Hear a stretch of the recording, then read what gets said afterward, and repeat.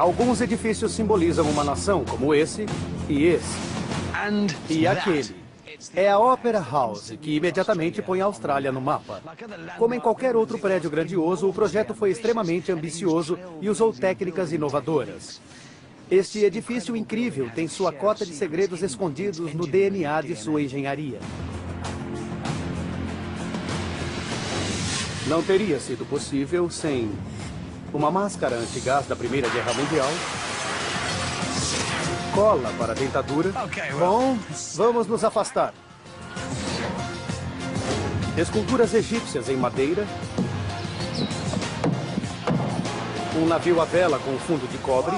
Nossa, olha só! E um brinquedo que desmonta. Corta!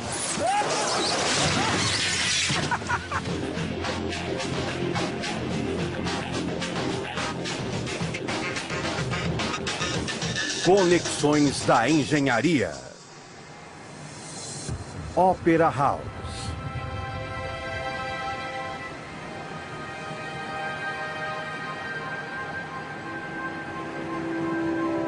Mesmo quem nunca foi a uma ópera na vida conhece este prédio. A Opera House de Sydney. O coração de toda grande Opera House e sala de concerto, obviamente, é isto aqui. O palco, os assentos, isso é o básico. E olhando daqui, poderíamos estar em qualquer do mundo. Mas não podemos dizer a mesma coisa da estrutura em volta.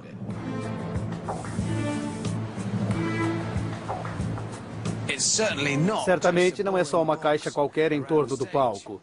Na verdade, é uma das construções mais famosas do mundo. O prédio tem uma forma tão conhecida que poderíamos desenhá-lo nas costas de um envelope e quase todo mundo o reconheceria. A Opera House de Sydney foi concluída em 1973 e seu perfil singular rapidamente a tornou um ícone da Austrália. Mas a construção enfrentou problemas. Disputas políticas aumentaram os custos e atrasaram a obra em 9 anos. E o edifício jamais ficaria de pé se os projetistas não tivessem superado enormes desafios de engenharia, com a ajuda de um brinquedo desmontável. Mas falaremos disso depois, porque quando eu disse que queria ir até o topo do prédio dar uma olhada pessoalmente, eles não me indicaram um elevador. Tem muito equipamento de segurança. É alguma dica? Estou começando a achar que não sei bem onde fui me meter. Vai ficar bem seguro. Mesmo? Vai. Assim, com equipamento suficiente para escalar o Everest, começo a subir. Talvez seja o caminho para os assentos mais baratos. Adoro uma noite no teatro. Descer é meio estranho. Eu deveria estar subindo 55 metros. Esse é o lance da ópera, o glamour.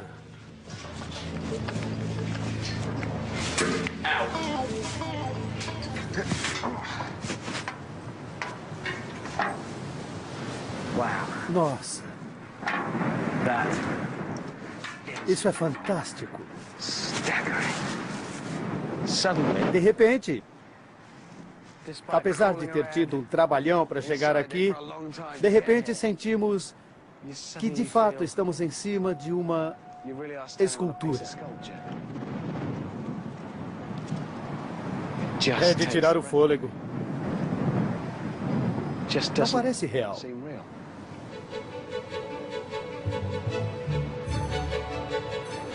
Existem muitas teorias sobre o que inspirou o formato desse telhado da Opera House de Sydney. Velas? Chapéus de freiras? Um tatu? Talvez não, mas o que quer que veja nessas incríveis formas, o que sabemos é que o arquiteto quis criar um espaço mágico, onde podemos deixar a vida cotidiana para trás. O local em si é extraordinário.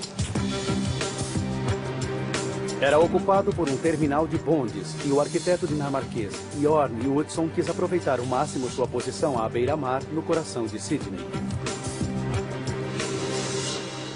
Tudo começou aqui, em 1956, quando Utzon fez um esboço para uma competição para uma nova Opera House. Segundo uma versão da história, o desenho de Yorn Woodson com essas formas espetaculares nem estava na lista final. Ele foi achado entre os desenhos rejeitados por um dos juízes. Mas o engenheiro Ovia Rupp, outro herói dessa história, achava que não conseguiria construir o projeto vencedor de Woodson. O problema eram as grandes formas curvas. E o desenho não previa colunas para sustentá-las. Aço seria a solução mais óbvia. Era fácil de trabalhar e forte o bastante para sustentar as formas complexas. E, acima de tudo, seria mais barato. Mas Woodson não pensava em economizar, nem em facilitar a construção. A ideia era fazer um grande local mágico, uma enorme escultura. Ele era o arquiteto e ele queria concreto. O problema era dos engenheiros. A solução foi construir uma moldura para cada vela feita com enormes peças ocas de concreto. Mas isso nunca tinha sido feito antes no tamanho necessário em Sydney. As maiores peças teriam 55 metros de altura. Eram grandes e pesadas demais para serem moldadas de uma só vez. O princípio por trás da solução estava num brinquedo de criança. Entra em cena nossa primeira conexão, um boneco. Este é o segredo. Não a girafa em si, mas o princípio por trás dela. Brinquedos como este são feitos de vários segmentos e, neste caso, de madeira presos com um fio. Quando apertamos o botão embaixo, o fio afrouxa e a coisa toda desmonta. Mas ao soltar o botão, o fio tensiona e a coisa toda recupera a forma. E esse foi o princípio usado para construir a Opera House.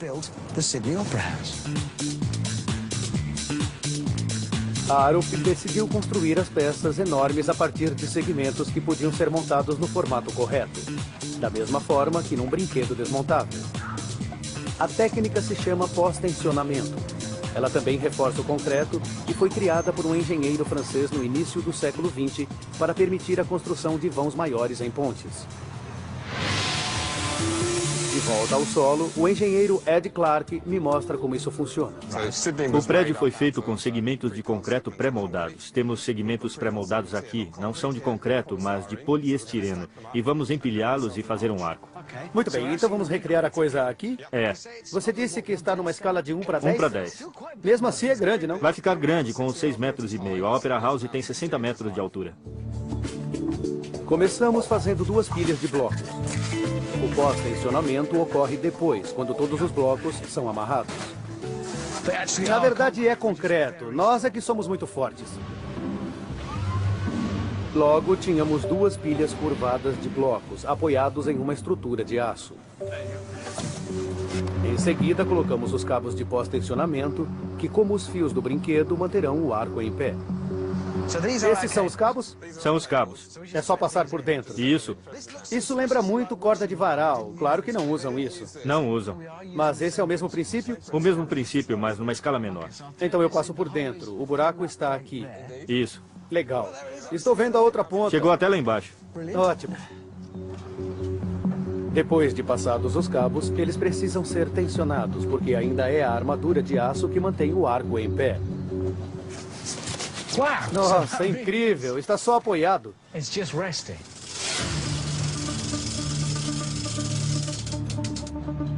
Quando os cabos estão suficientemente tensionados, podemos retirar a armadura de aço.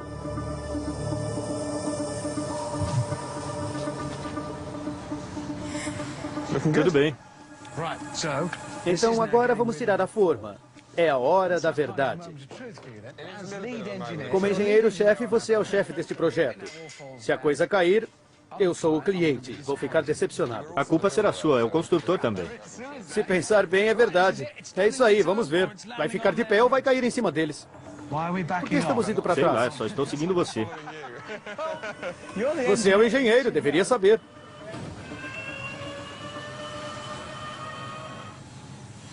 Funciona. Está de pé. Fizemos uma coisa linda. Ed quer tensionar ainda mais as cordas para aumentar a força do arco. É possível apertarmos demais e a coisa desabar? Sim, esse é o perigo, tensionarmos demais. O poliestireno tem uma certa resistência à compressão. Quanto mais apertarmos, maior será a resistência do arco. Mas se passarmos do limite, podemos esmagar o poliestireno. E com o concreto é a mesma coisa? É a mesma coisa. Entendi. Finalmente podemos testar nosso arco de poliestireno pós-tensionado. Vamos colocar uma carga para vermos o que acontece. Certo. São 20 quilos de peso.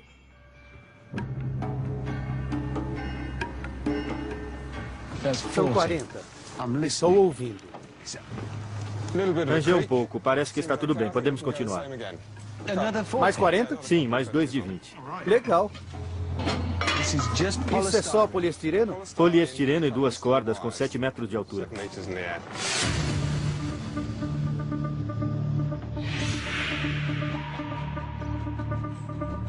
Ed tem certeza de que o poliestireno aguenta muito mais.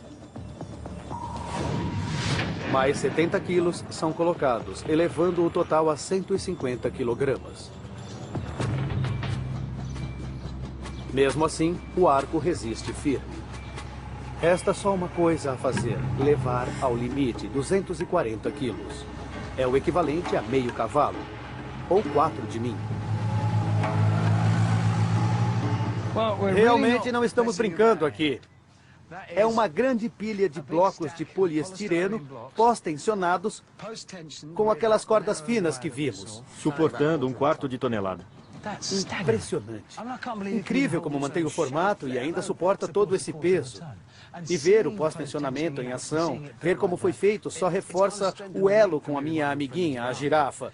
Porque dá para ver que são vários pedaços unidos pela tensão no cabo que passa no meio deles.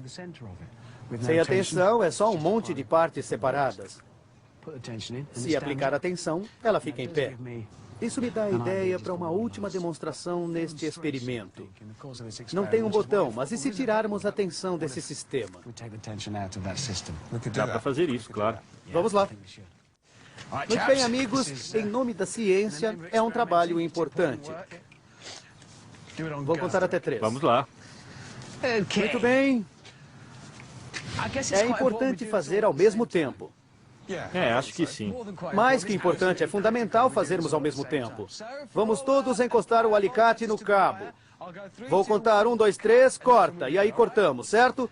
Aí é só correr. Muito bem, todos preparados? Prontos? Tudo bem, vamos lá. Certo, muito bem. 1, 2, 3, corta!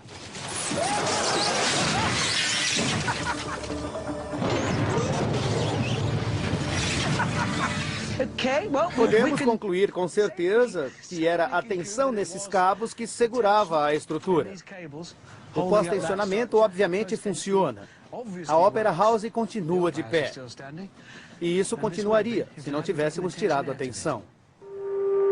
Com a utilização dessa técnica, os engenheiros puderam construir uma forma complexa.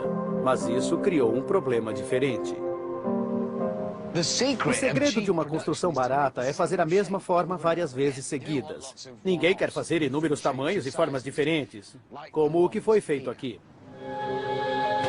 Aparentemente, todas as nervuras das velas da Opera House têm curvas diferentes e precisariam de moldes diferentes, algo muito caro. E aí, Utzon descobriu a resposta para construir seu formato mágico nisto aqui. Não era uma laranja mágica com a resposta escrita nela. Era a forma, porque quando ele descascou a fruta, descobriu a solução. Cada uma das velas tem um formato diferente, mas todas vinham da mesma curva. É incrível, mas se houvesse uma laranja com 150 metros de diâmetro, as velas da Opera House de Sydney poderiam ser feitas com pedaços da casca. Cada uma delas é um pedaço da casca de tamanho diferente. Como pertencem à mesma laranja, todas as velas têm a mesma curvatura. Assim, cada uma das nervuras pode ser feita com os mesmos segmentos. Uma quantidade menor para as nervuras pequenas e maior para as grandes. A produção seria simplificada. A construção do telhado começou em 1963, mas o projeto já enfrentava dificuldades com adversários políticos questionando os custos elevados. Foram utilizados os maiores guindastes do mundo para erguer as peças de concreto. Operários especializados manobravam cada segmento até sua posição. Infelizmente, um operário morreu. Mas em 14 anos de obras, muitas vezes sem a utilização de cordas de segurança, essa foi a única ocorrência. Cada peça era presa com enormes cabos de aço, o equivalente ao fio utilizado no boneco. Aqueles blocos de concreto correspondem aos segmentos na minha pequena girafa. As peças foram tensionadas verticalmente para não deslizarem e horizontalmente para não caírem.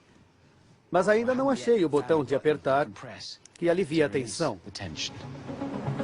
E como a compressão do concreto também o fortalece, foi possível fazer velas mais finas e de aparência delicada, perfeitas para o projeto de Hudson.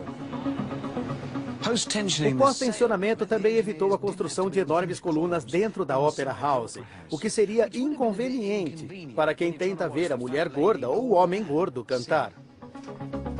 Mas nem mesmo o aço tensionado foi suficiente para travar tudo no lugar. O calor provoca a expansão do concreto, que se contrai quando resfria. A variação constante de tamanho poderia causar a separação dos segmentos de concreto, prejudicando a vedação das juntas. Além de tudo, tensionaria a estrutura de forma desigual, o que não seria nada bom para os espectadores. O menor movimento nos segmentos do telhado poderia ser fatal. Um deslize e a coisa toda poderia ruir como um castelo de cartas. Então eles precisavam ser, colados. Para manter tudo no lugar, os engenheiros precisavam usar um tipo de cola muito especial. Eles foram procurar nas dentaduras. Estes dentes artificiais foram feitos mais de 2000 anos atrás. Uma grande tira de metal os mantém unidos. Não havia uma boa cola para usar em dentes artificiais ou em opera houses até 1936, quando Pierre Castan produziu a primeira cola epóxi e revolucionou o mundo das dentaduras.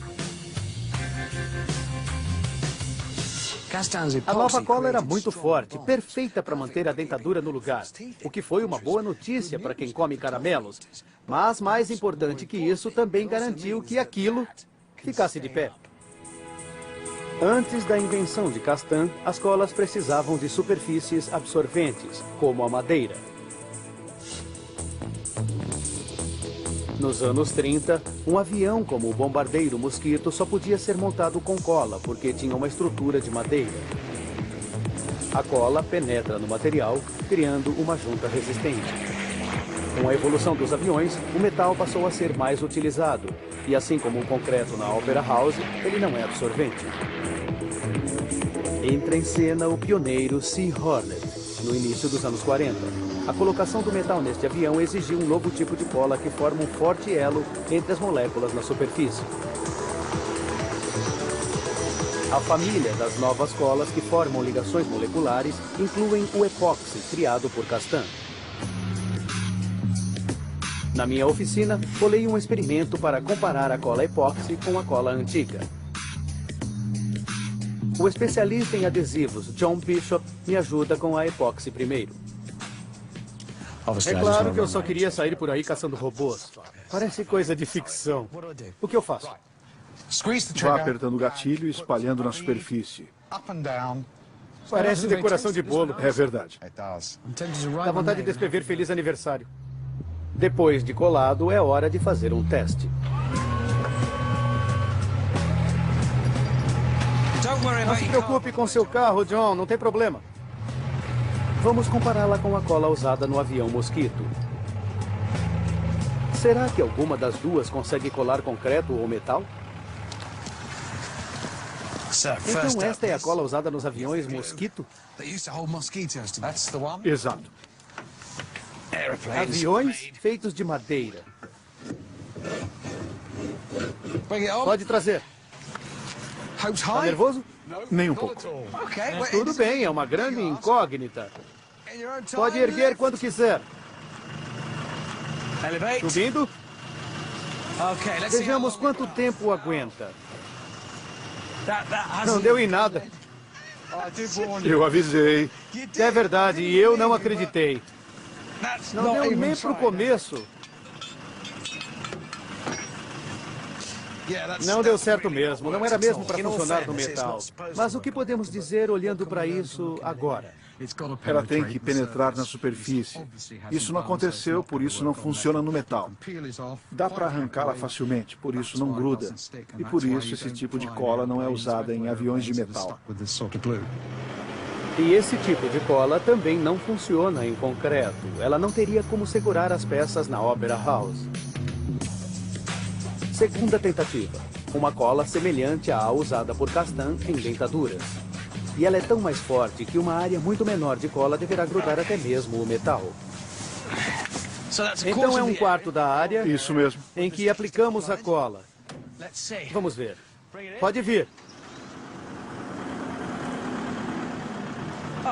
Vamos nos afastar e ver o que acontece.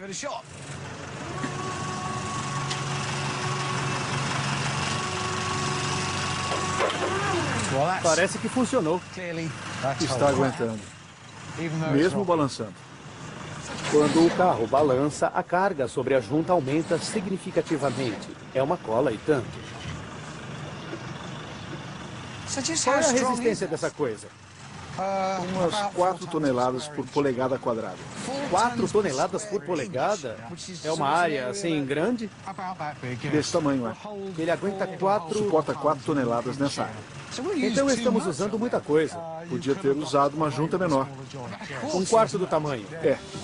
O mesmo epóxi que prende os dentes às dentaduras mantém as nervuras da Opera House unidas e garante que elas não deslizem quando o calor expande e o frio contrai o concreto.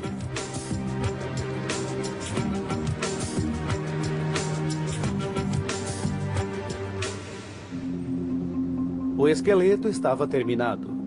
Agora faltava uma bonita pele. Existem mais de 1 milhão de ladrilhos neste telhado. Hudson pediu 2 padrões, fosco e esmaltado, e eles foram dispostos em desenhos intricados, colados em finas placas feitas com tela de arame e cimento, que foram então fixadas à estrutura de concreto. E o telhado da Opera House estava terminado. Mas enquanto os operários faziam o revestimento externo do prédio, nos bastidores a agitação era total. O próprio arquiteto não ficou para ver o término de seu telhado magnífico.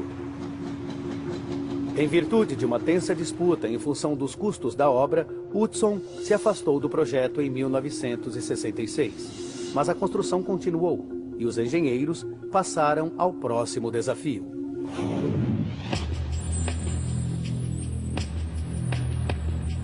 Janelas. Hudson queria que os espectadores pudessem ver e apreciar a localização espetacular do teatro no centro da cidade, de frente para o mar. Mas havia 3 problemas: o tamanho das janelas, o formato delas e o fato de arriscar a vida das pessoas se fosse usado vidro comum. Os projetistas queriam janelas enormes para permitir a entrada da luz, mas grandes painéis de vidro comum são fracos e bastam pequenos choques para quebrá-los. Ninguém queria que vidros colocados a 4 metros de altura caíssem sobre os espectadores. Uma ameaça mortal da Primeira Guerra Mundial, o gás venenoso, indicou a solução. Sem as máscaras antigás, não seria possível construir a Opera House com segurança.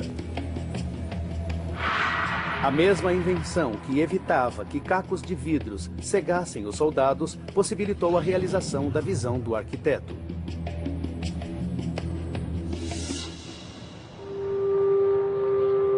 Para ver por que o vidro comum não seria uma boa ideia para máscaras antigás, nem para a Opera House, decidi visitar um dos maiores fabricantes de vidro do mundo. A especialista em vidros, Susan Lambert, separou um grande painel de vidro comum para mim.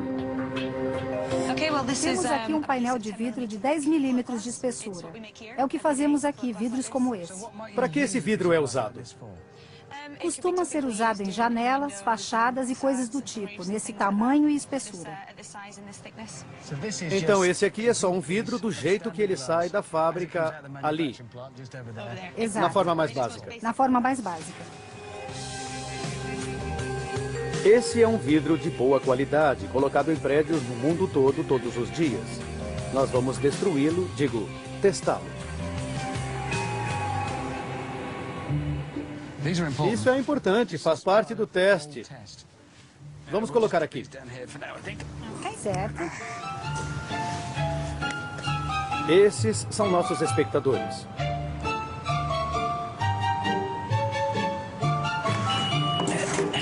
Equipamento essencial. Muito bem.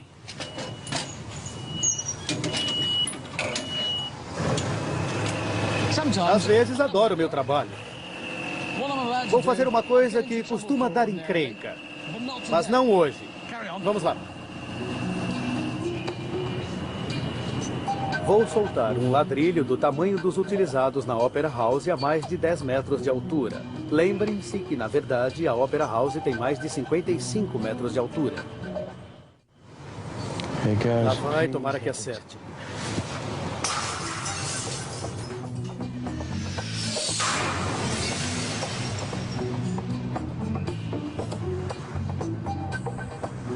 Foi tudo bem.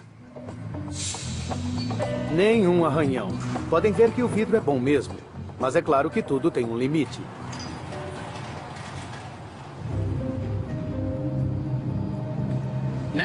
Agora o teste maior. Não estou sendo tão louco quanto pareço jogando um tijolo na janela, porque fiz as contas. E um tijolo dessa altura, 11 metros e meio, terá o mesmo impacto no vidro que um ladrilho caindo do ponto mais alto da Opera House de Sydney. Viu só? É sofisticado, só preciso de um tijolo.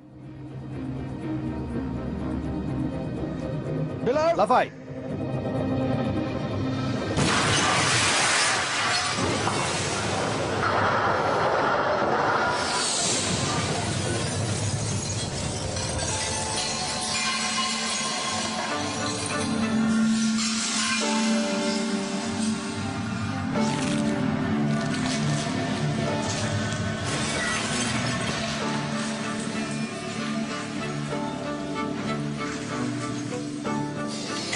Caramba, desculpe ter quebrado a sua janela. Vamos lá ver. Dá vontade de dizer, pode devolver minha bola? Ai, que tristeza. A coisa não foi boa para nossa plateia de melancias na Opera House. É, não foi. Olha a espessura desse vidro, foi um pedaço bem grande. É verdade. Foi bem feio.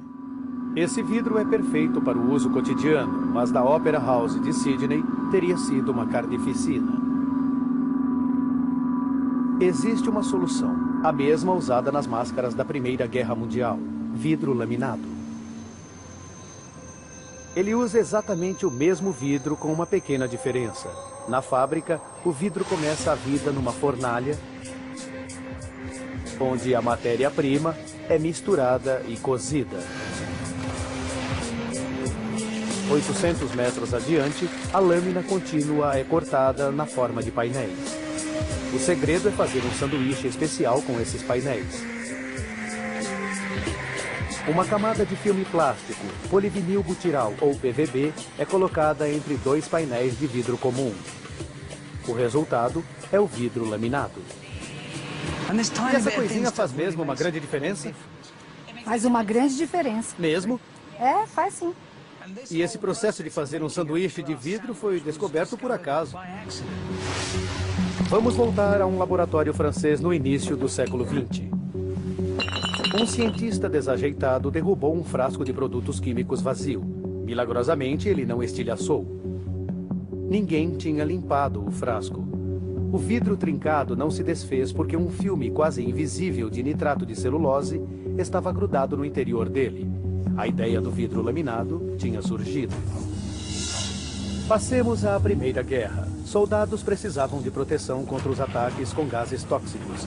Assim surgiu a máscara antigás. Mas, como pudemos ver, o impacto de bombas e estilhaços no vidro comum pode criar lâminas capazes de partir melancias.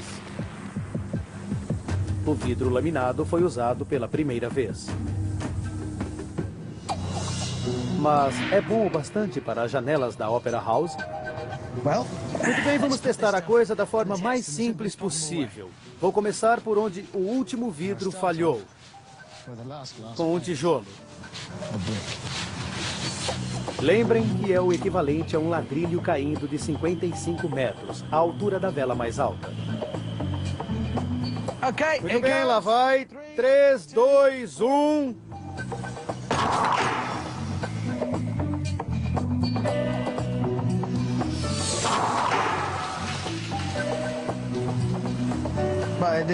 Não aconteceu nada.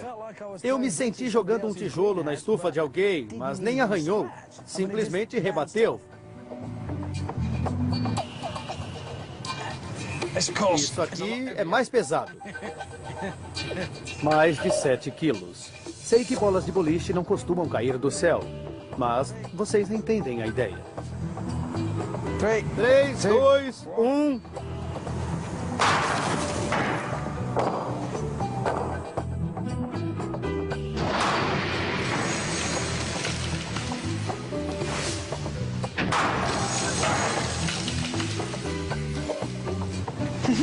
O tijolo que tinha destroçado o vidro anterior, ele nem deu bola. Simplesmente ignorou. Exato. E a bola de boliche? Depois de jogar, eu achei que tinha exagerado, mas funcionou bem.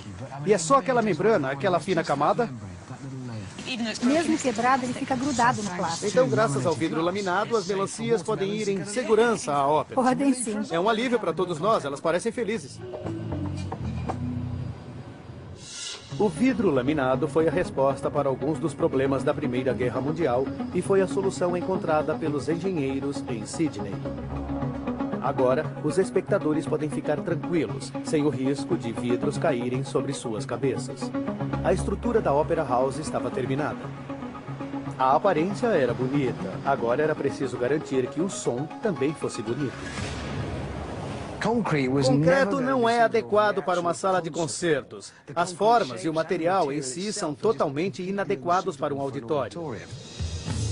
Dentro das conchas, há espaços vazios, altos e angulosos. A voz do mais forte cantor desapareceria nesses lugares. O que seria um problema, podemos pensar. Além do mais, o concreto é inadequado à acústica. Ele reflete o som da mesma forma que um espelho reflete a luz. Era preciso criar um interior com formas totalmente diferentes, feitas com um material diferente. Algo como a madeira. As formas tinham de ser curvas para refletir o som para baixo. E a madeira tinha de ser especial. Madeira comum não era leve ou forte o bastante para ser instalada sem uma grande estrutura para suportá-la. Uma antiga múmia de um faraó indicou a solução. A tumba de Tutankhamon foi descoberta em 1922, juntamente com algo muito mais importante para a Opera House de Sydney. Entre os preciosos artefatos egípcios, havia engenhosos baús de madeira. Apesar da fertilidade assegurada pelo poderoso Nilo, madeira de qualidade era escassa. Para contornar o problema, carpinteiros egípcios falsificavam a aparência de madeira fina. Os baús de Tutankhamon eram feitos de camadas de madeira de baixa qualidade, recobertas com uma fina placa de madeira nobre. Em outras palavras, era um compensado. Talvez seja uma surpresa, porque o compensado tem um certo problema de imagem para o trabalho do dia a dia. Mas pode ser usado em móveis, como esta cadeira, um clássico dos dias modernos. Claro que ficou melhor quando Christy Killer fez isso. Hudson acreditava que o compensado não seria apenas para móveis. Ele decidiu trabalhar com esse material em grande escala para criar o interior perfeito para a Opera House. O segredo para moldar as formas complexas no interior do auditório era a forma como o compensado é construído. A madeira é muito mais forte em uma direção do que em outra. Por isso é fácil parti-la ao longo do veio. Quebra naturalmente. O segredo da resistência do compensado é usar camadas diferentes de madeira com o veio em direções diferentes. Por esse motivo, um compensado de certa espessura é mais forte que madeira comum da mesma espessura. Você usa menos material para fazer o mesmo serviço. É mais leve. O detalhe do compensado é que pode parecer comum, mas tem forças ocultas. Vejamos. Vou tentar fazer uma coisa que seja leve e forte. E vou pensar como um egípcio. E fazer uma coisa caprichada.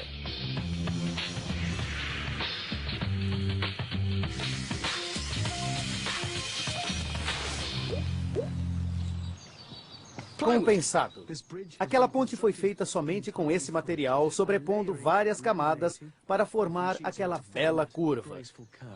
Mas o objetivo não é só fazer belas formas. Aquilo é muito bonito, mas é também muito forte.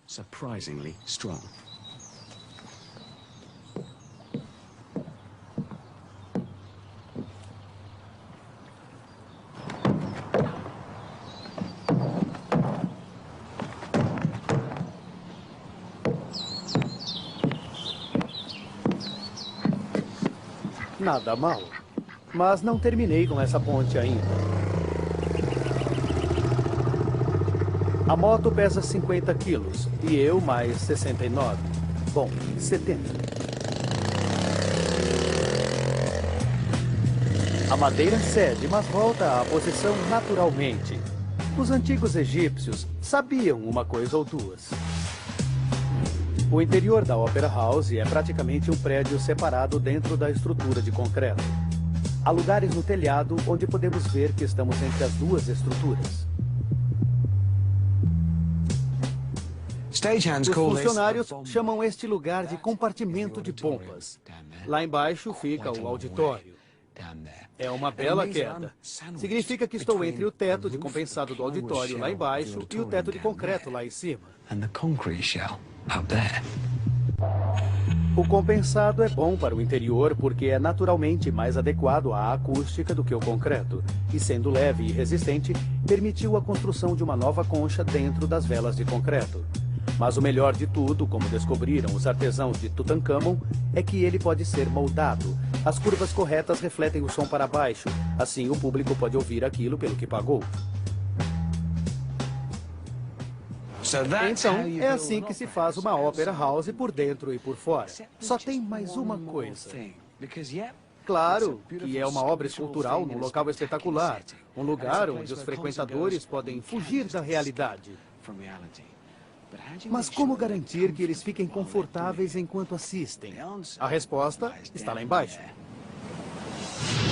Em qualquer noite, a Opera House pode apresentar não só ópera, mas balé, drama e shows de todo tipo de música.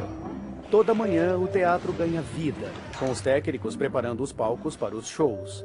Eles checam o som e instalam as luzes. Mas uma apresentação perfeita requer algo mais.